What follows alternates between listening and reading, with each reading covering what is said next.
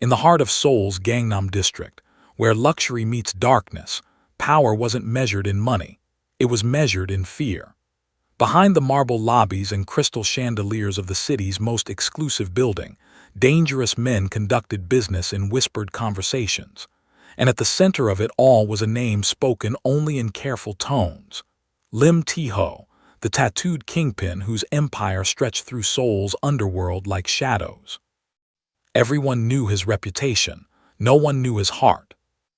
Most people in that building wore designer suits and moved with calculated precision. They understood hierarchy, they respected power, they knew who mattered and who didn't. And when a frail, elderly cleaner began pushing her cart through those marble halls, no one gave her a second glance. She was invisible, beneath notice, just another old woman scrubbing floors. But there was one woman who saw her differently. Shayla Harley, a confident black expatriate working in the building, did something radical in that world of cold transactions. She showed kindness. She offered water when the cleaner looked tired. She helped lift heavy buckets. She smiled and bowed respectfully, treating the old woman like she mattered. What Shayla didn't know was that this humble cleaner was Nari Min-seo, mother to Seoul's most feared mafia boss, and she was testing everyone. One phone call from her could end lives, not just careers. Shayla had just passed a test she never knew she was taking and caught the attention of the most dangerous man in Korea. Before we dive into this thrilling story, don't forget to smash that subscribe button. Where are you watching from? Like and comment. They called him the Dragon of Gangnam, though never to his face. Lim Tae-Ho moved through Seoul's underground like smoke, present but untouchable, feared but rarely seen. His empire stretched from the exclusive nightclubs of Itaewon to the gambling dens hidden beneath Hongdae streets. Politicians whispered his name in back rooms. Business moguls paid tribute disguised as consulting fees. Even the police knew better than to look too closely at his operations. But power, Tae-Ho had learned, was the loneliest currency. In the private room of an upscale lounge where crystal glasses caught dim light and conversations stopped when he entered, Tae-Ho sat surrounded by associates. They laughed at his jokes. They agreed with his decisions.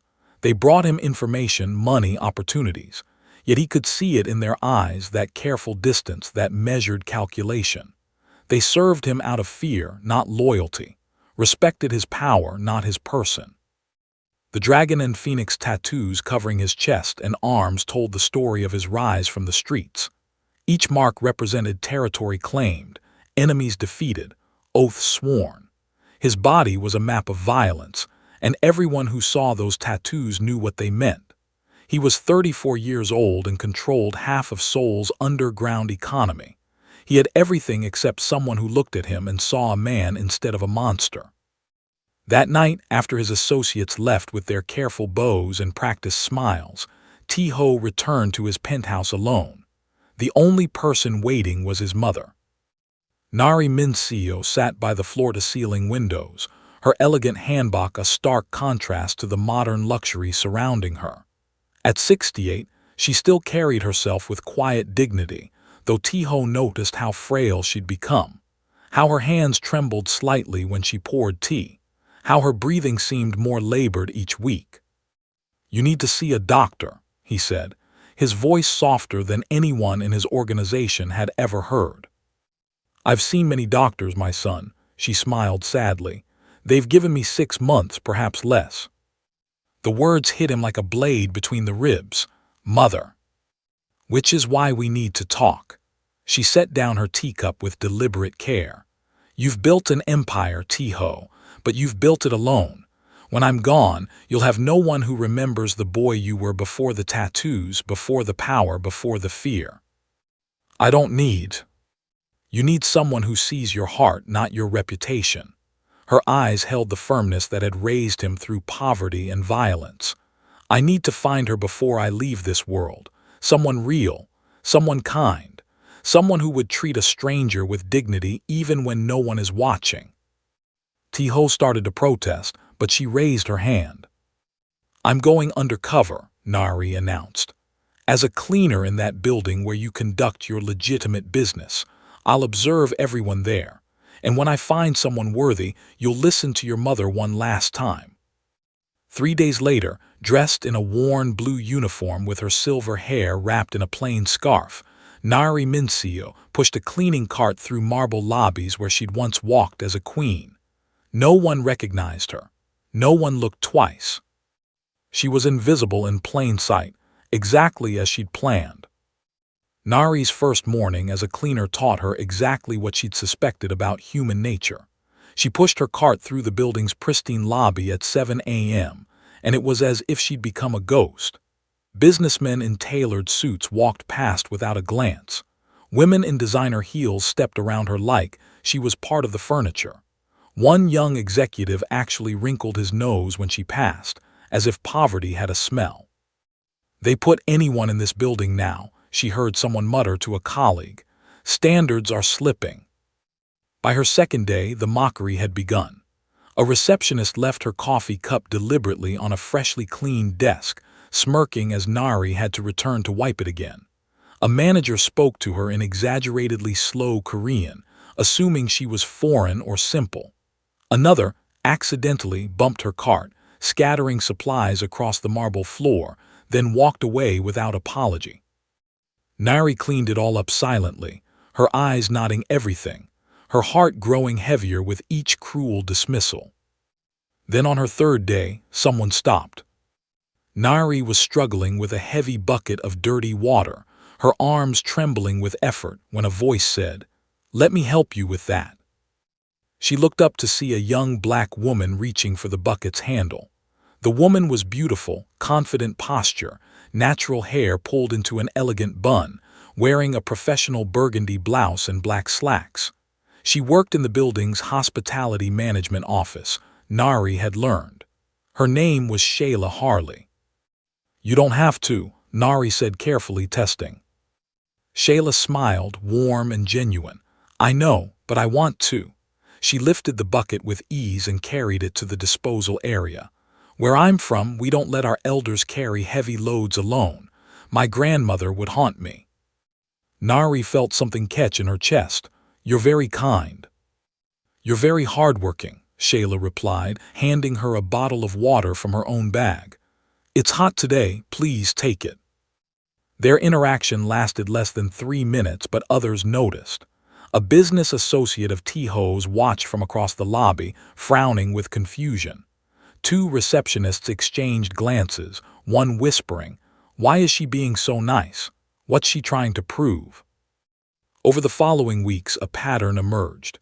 Every morning, Shayla greeted Nari with a warm "Annyeonghaseyo, halmioni."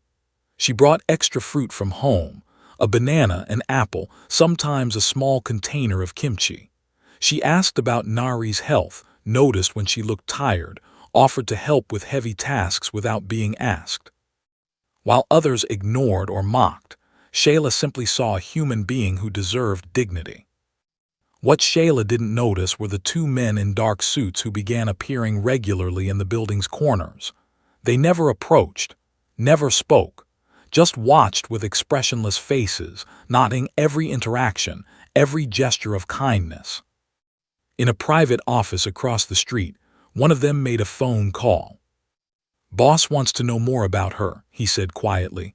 "The black woman, Shayla Harley, get me everything." What Shayla didn't know, what no one in that building knew, was that every act of kindness was being cataloged, measured, and reported directly to the most dangerous man in Seoul. 2 weeks earlier, in Tae-Ho's penthouse, Nari had laid out her plan with the strategic precision that had once helped her survive the streets alongside her late husband. "You think this will work?" Tae-Ho had asked, skepticism in his voice as he watched his mother fold a worn cleaning uniform. "I think people reveal their true nature when they believe there are no consequences." Nari's hands moved with purpose. "Find someone who treats the lowest with dignity, and you'll find someone worthy of our name. Someone who won't love you for your power but despite it. And if you find no one..." She'd looked at him then, terminal illness already shadowing her eyes. Then at least I tried to give you a chance at happiness before I go. Now, 3 weeks into her disguise, Nari was beginning to believe she'd found exactly what she was looking for. It was Tuesday when Shayla noticed Nari hadn't eaten. The older woman had been cleaning the third floor for hours, and Shayla emerged from her office carrying 2 containers. I made too much bulgogi last night, Shayla said, though Nari suspected that was a lie. Would you share lunch with me? I hate eating alone. They sat on a bench in the building's small courtyard, and for the first time in weeks, Nari ate a meal that wasn't hurried or hidden. Around them, others walked past, some staring with confusion, others with barely concealed disdain at the sight of the hospitality manager dining with a cleaner. You have kind eyes, Nari said carefully. Were you raised by good people? Shayla's smile turned bittersweet. My grandmother raised me. My parents died when I was young. She paused, looking at the food. She cleaned houses in Lagos for 30 years. Big houses, wealthy families. She taught me that how you treat people no one sees shows who you really are. Nari felt tears threatening but blinked them away. A wise woman. The wisest, Shayla's voice softened. She used to say that everybody's somebody's child. That cleaner, that guard, that person everyone ignores. They're someone's grandmother, someone's daughter, someone's whole world. She taught me to see people, not positions. In that moment, Nari knew. This was the one. The woman who would love her son not for his empire but for his humanity. Your grandmother raised you well, Nari whispered, genuine emotion cracking her disguised voice. That afternoon, as Nari cleaned the executive floor, she didn't notice the young businessman watching her with cold calculation. He was new to the building, eager to impress the partners, and he'd heard the whispers about the cleaner who was getting too comfortable. As Nari bent to pick up supplies, he deliberately kicked her cart, hard. It toppled, sending cleaning solutions crashing across the marble floor, the sound echoing through the hallway. Chemical smell filled the air as bottles rolled and shattered. Clumsy old woman, he said loudly, making sure others heard. Maybe you're too old for this job. Nari stumbled, catching herself against the wall. Her knee hit the floor. Pain shot through her aging body. And across the building, alarms began to sound in ways no one could hear. It happened on a Friday evening when most of the building had emptied. Nari was finishing the 6th floor, her body already exhausted from the day's work and the pain from her injured knee. The terminal illness she'd been hiding made everything harder, each breath more labored, each movement more difficult. She reached for a high shelf and felt the world tilt. The cart steadied her for a moment, but then her vision blurred. Her heart pounded irregularly. The prescription medication she'd skipped that morning to maintain her disguise caught up with her all at once. Nari collapsed beside her cleaning cart, consciousness slipping away like water through fingers. Security found her 20 minutes later. One guard nudged her with his foot. Hey, old woman, wake up. His partner pulled out his phone. Should we call someone? For a cleaner, let her family deal with it, not our problem. He was already walking away, probably just sleeping on the job anyway. They left her there, alone on the cold marble floor. Shayla was working late, finalizing arrangements for a corporate event, when she decided to check if Nari needed help closing up. She often did this, making sure the elderly woman got home safely. What she found made her blood run cold. Halmione, Shayla dropped her tablet and ran. Nari's skin was pale, her breathing shallow, lips tinged with blue. Shayla felt for a pulse, weak but present. She called security. No answer, called again, nothing. Fine, Shayla muttered, making a decision that would change her life forever. She was strong from years of helping her grandmother, and adrenaline made her stronger. She lifted Nari onto her back, the older woman's weight slight but precious, and carried her down 2 flights of stairs. A night janitor stared. You can't, that's not appropriate. Then help me or get out of my way, Shayla snapped. a tone no one in the building had ever heard from her. Outside, she flagged a taxi. Severance Hospital, now emergency. At the hospital, the intake nurse looked at Shayla's ID, then at the unconscious woman. Is she family? Does it matter? Shayla pulled out her bank card. What's the deposit? She used 3 months of her savings without hesitation. At 3:21 a.m., after Shayla had been sitting beside the hospital bed for hours, Nari's eyes finally opened. Nari's voice was barely a whisper. You shouldn't have done this. Shayla squeezed her hand gently. My grandmother would haunt me if I didn't. Besides, you matter. Your life matters. Tears slipped down Nari's weathered cheeks. You don't understand. You saved someone very dangerous tonight. Shayla smiled, exhausted and confused. Then I'm glad they're still alive. Dangerous or not, everyone deserves to be saved. In that moment, lying in a hospital bed with IV lines in her arms and monitors beeping around her, Nari Minsia made her final decision. This woman, this beautiful, compassionate soul who'd carried a stranger on her back and emptied her savings without question, this was the one who could love her son. Not for his power, not for his empire, but for the man he was beneath the tattoos and the terror. Child, Nari whispered, tomorrow your life will change. Forgive me. Shayla just smiled and held her hand tighter. Rest, Halmione, I'm not going anywhere. But everywhere in the shadows, phones were already ringing. Shayla returned to her small apartment at dawn, exhaustion weighing on every step. She'd left Nari sleeping peacefully under the hospital's care, promising to return later with fresh clothes. Her savings account was nearly empty, but her conscience was clear. She was halfway through her door when she noticed them. 3 black sedans parked on her quiet street. They hadn't been there when she left yesterday. Shayla's hand froze on her doorknob as 4 men emerged from the vehicles. Dark suits, expressionless faces, moving with synchronized precision that spoke of military training or something worse. They weren't police. Police identified themselves. These men just watched her with eyes that revealed nothing. Miss Harley, the lead man's voice was polite but absolute. Please come with us. Who are you? Fear crept into her voice. What's this about? You're not in trouble, but you need to come now. It wasn't a request. They drove her through Seoul in silence. Shayla's mind raced. Had she broken some law she didn't know about? Was this about Nari? Had something happened at the hospital? Her phone had no signal. The windows were tinted so dark she couldn't see where they were going. When the car finally stopped, she was escorted into a private elevator that climbed so high her ears popped.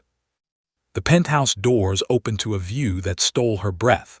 Floor-to-ceiling windows overlooking all of Seoul. Furniture that cost more than her yearly salary, traditional Korean art mixing with modern luxury. And standing by those windows was the elderly cleaner. Except she wasn't elderly anymore, or rather, she was herself. Nari Mincio wore an elegant silk hanbok in deep crimson, her silver hair styled in a graceful crown. She stood straight, no more trembling hands, no more exhausted posture. She looked like royalty. Halmione, Shayla whispered, confusion drowning her fear. Then she heard footsteps behind her. The man who entered made the suited guards look soft. Lim Tae-Ho was younger than she expected, mid-30s, devastatingly handsome despite the cold calculation in his eyes. But it was his exposed chest and arms that told the real story. Dragon and phoenix tattoos covered his skin, traditional Yakuza-style markings that meant only one thing. Organized crime, real power, dangerous power. He looked at Shayla the way a wolf studies something it hasn't decided whether to protect or eliminate. Sit, he said, not cruel but absolutely commanding. Shayla's legs obeyed before her mind could protest. Nari moved closer, her transformation complete. I'm not a cleaner, child. I'm the mother of Lim Tae-Ho. My son controls most of Seoul's underground economy. The words didn't make sense, couldn't make sense. For 3 weeks I watched everyone in that building. Nari's voice was gentle but powerful. I was testing them, testing you. A screen lit up on the wall. Security footage played every moment Shayla had helped Nari. The water, the food, the lunch they'd shared, her carrying Nari on her back, using her savings at the hospital, every kindness cataloged, recorded, analyzed. You passed a test you never knew you were taking, Nari said. Shayla's voice came out small, broken. Why? Tae-Ho stepped forward, and she saw something flicker in those cold eyes, something almost human. Because my mother is dying, he said quietly, and she wanted to find someone real before she goes, someone who sees people, not power. You have his protection now, Nari added, her smile sad and knowing, whether you want it or not. Shayla looked between them, the Mafia boss and his mother, and realized her small acts of kindness had pulled her into a world she never imagined existed. A world she might not survive.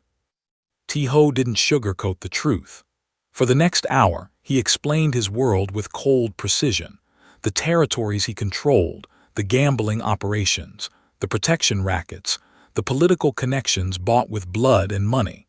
He told her about rivals who would kill for any perceived weakness, about the violence required to maintain power, about the line between legitimate business and criminal enterprise that he walked every day.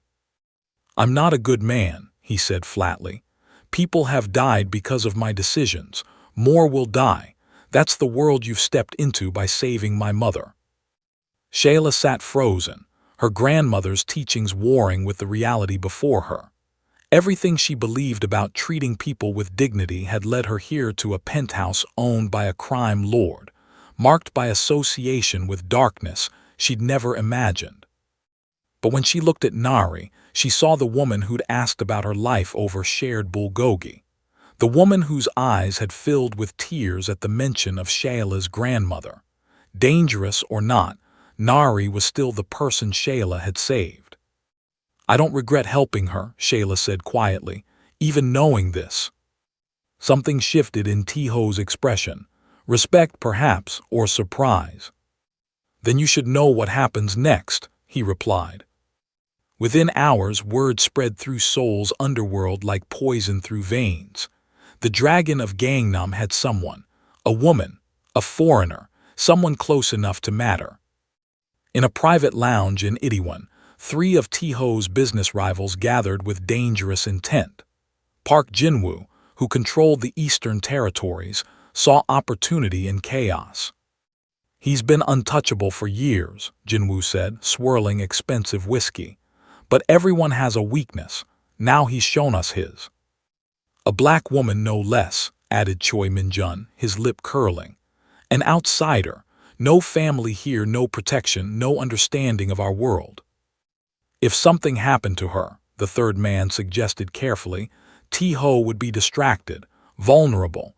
Emotional decisions lead to mistakes. They weren't the only ones plotting. In a high-rise apartment in Gangnam, 3 women who'd spent years trying to gain Tae-Ho's attention met with sharper weapons, jealousy and wounded pride. She's nobody, hissed Jae-yeon, a club owner who'd once believed she'd be chosen. A hospitality worker who got lucky helping some old woman. His mother chose her, Soo-min corrected bitterly, which means we need to discredit her before this goes further. The third woman, Hae-won, smiled coldly. I have connections in immigration.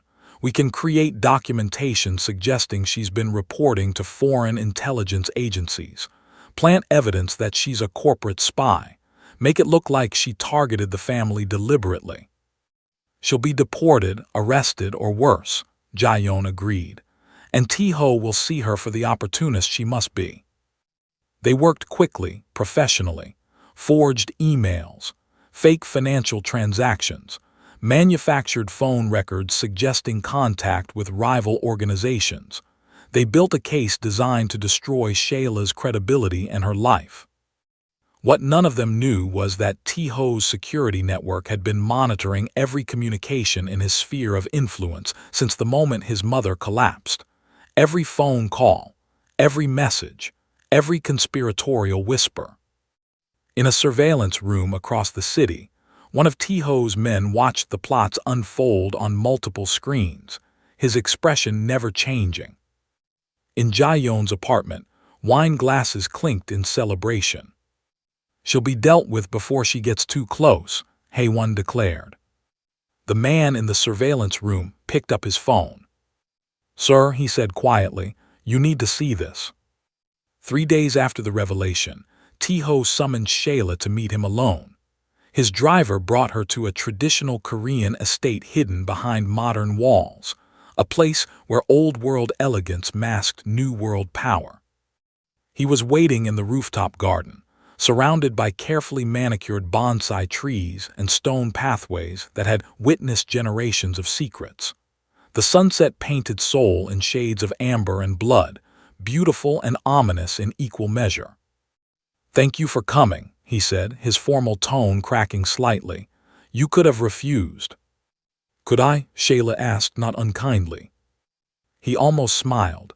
"No, but I appreciate the illusion of choice." They stood in silence for a moment, the city sprawling beneath them like a kingdom. Tae-Ho's kingdom, built on foundations Shayla was only beginning to understand. "I'm not a good man," he said finally, his voice low. "My hands aren't clean, they never will be." He turned to face her fully.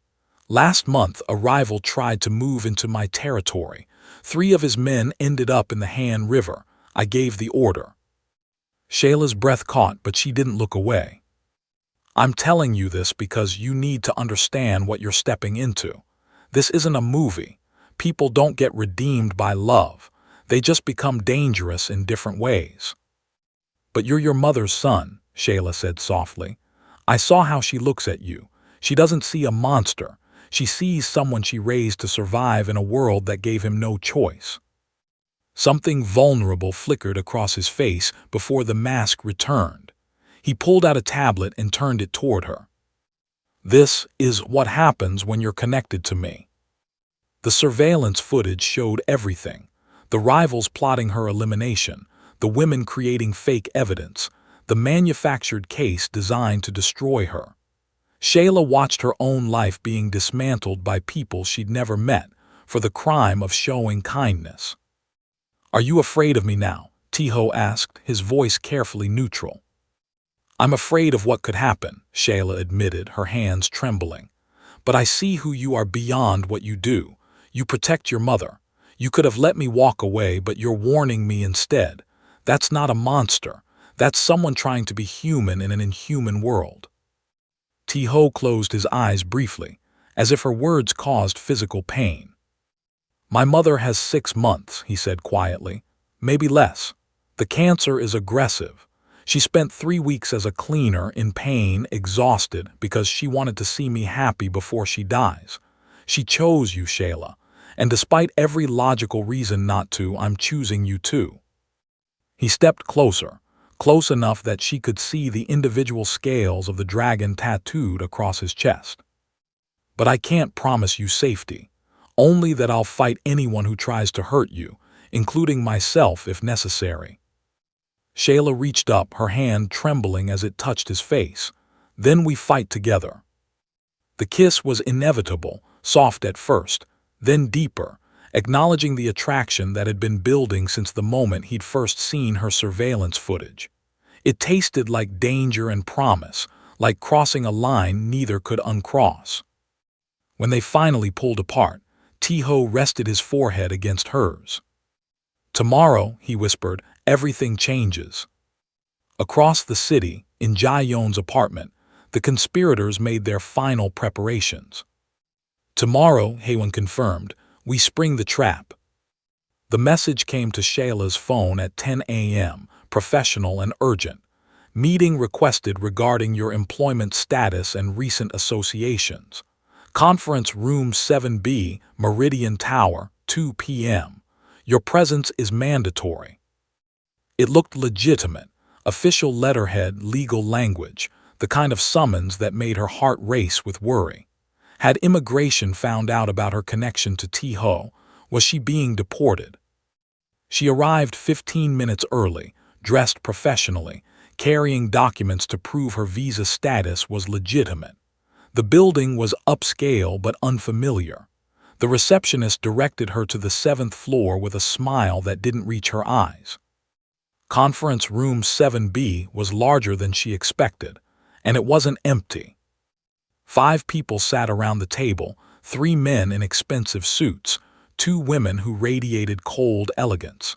Shayla recognized none of them, but the way they looked at her made her skin crawl. "Miss Harley," said Park Jin-woo, his smile predatory. "Thank you for coming, please sit." Something was wrong, deeply wrong. "What is this about?" Shayla remained standing.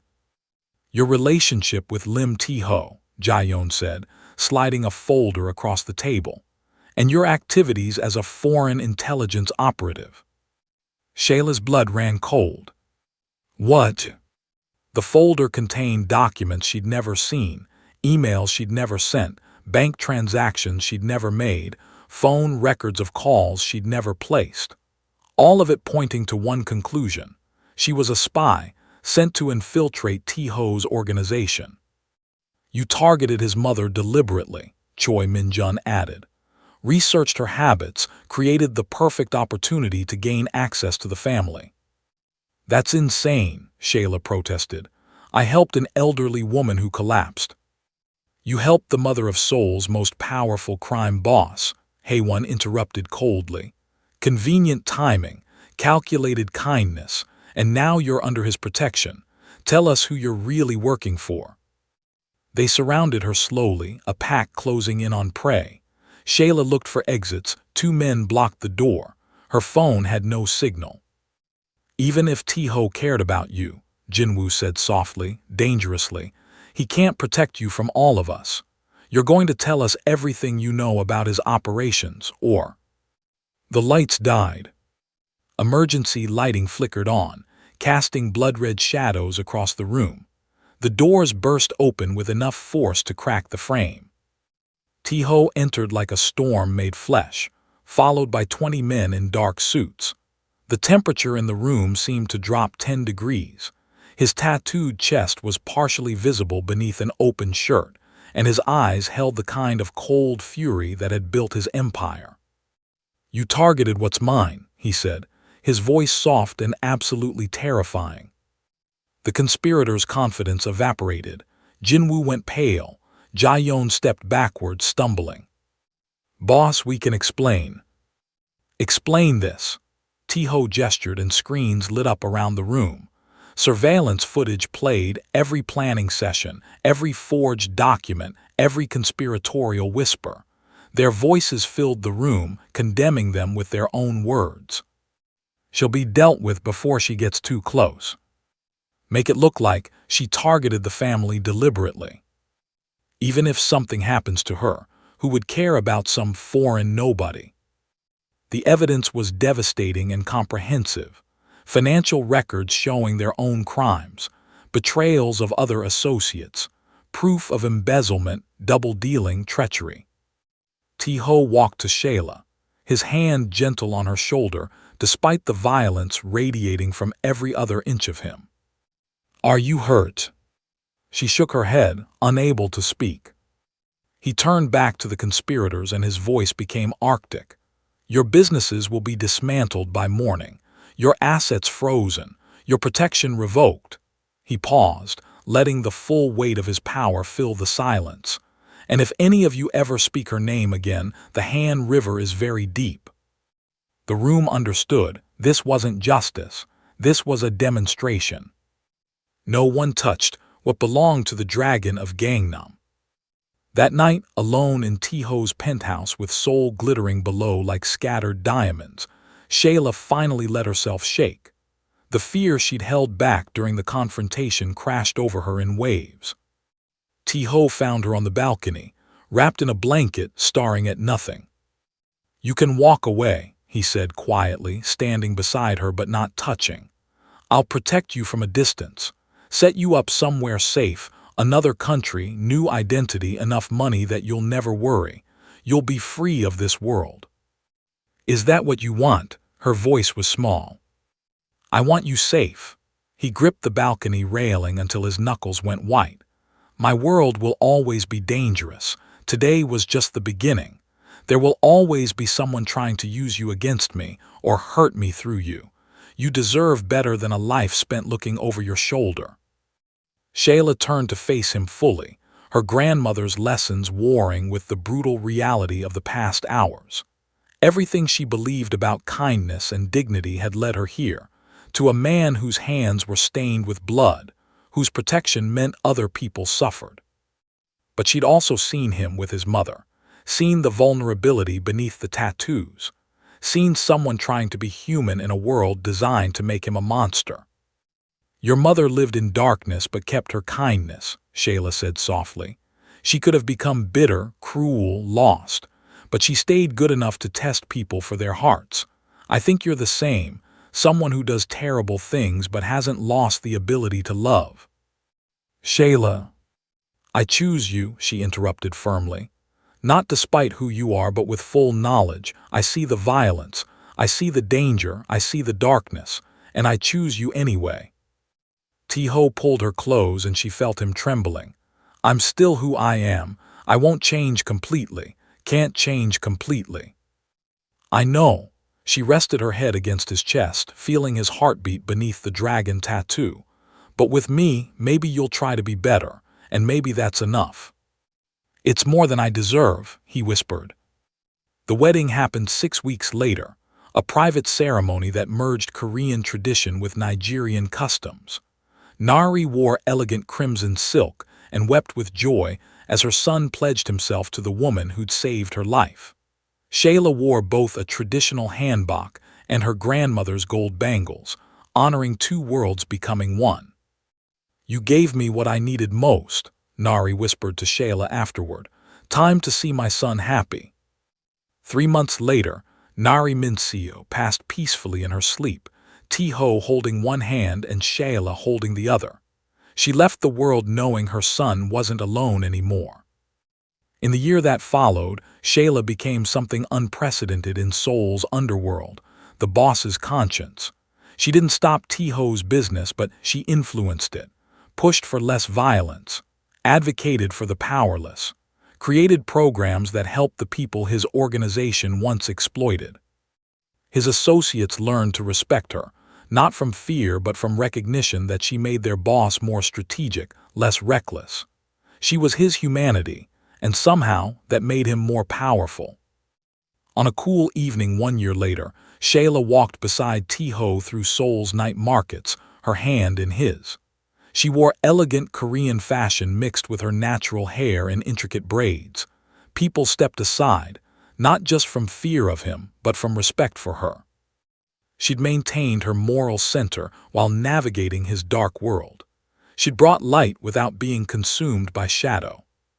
She saved a cleaner, someone whispered as they passed. She changed a king. Tae-Ho squeezed her hand, and Shayla smiled. In the end, her greatest power was the one thing his world couldn't teach: how to love without fear. Thank you for listening till the end. Don't forget to like this video and subscribe for more stories that speak to the heart. Where in the world are you turning in from? Let me know in the comments so we can connect and share our thoughts. I appreciate the time you spent here with me today.